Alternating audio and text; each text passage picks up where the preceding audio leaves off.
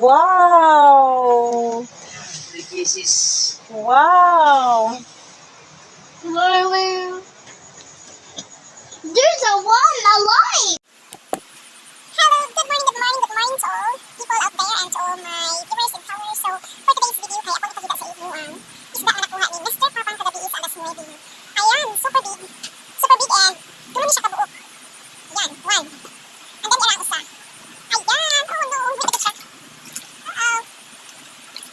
Ayan, buhay pa siya oh. Wala ito ha. And then ang ikatulo di ara. Oh. Nakuha na niyang mata kay kuring din siya. Then, di ay isa ka catfish. So wala din nakailaan nga isda, mauni siya ang haluan. Hani ang haluan nga isda kay mudagko gini siya, moabot og 5 kilo ang kinadak-an. So kani dili na siya dako. Nga gagmay na lang ang iyang nakuha ron, pero dili na ingon sa una nga dagko kay yung iyahang makuha. So by the way kaning haluan di ay nga isda kay kuha ni niya basta ang ulan mutungha. So thank you Lord for the rain.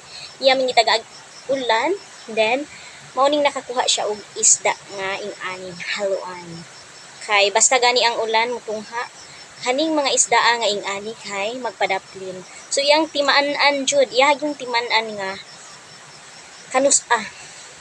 manggawas ang ing-ani nga isda. Lord, di ami dako kay nga fish. Nay nasa kagabhion and then si Mr. nakakuha og fish and then wala pa nangatulog ang mga bata sa Judean si Aisa.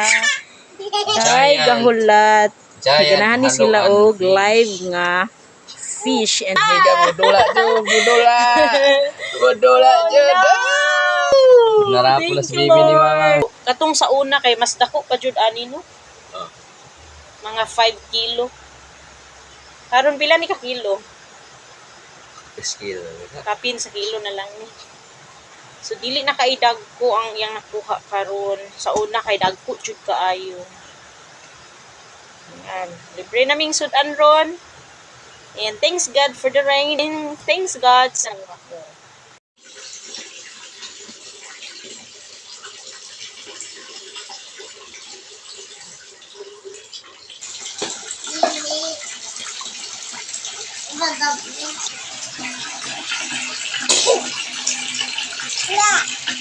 Wow!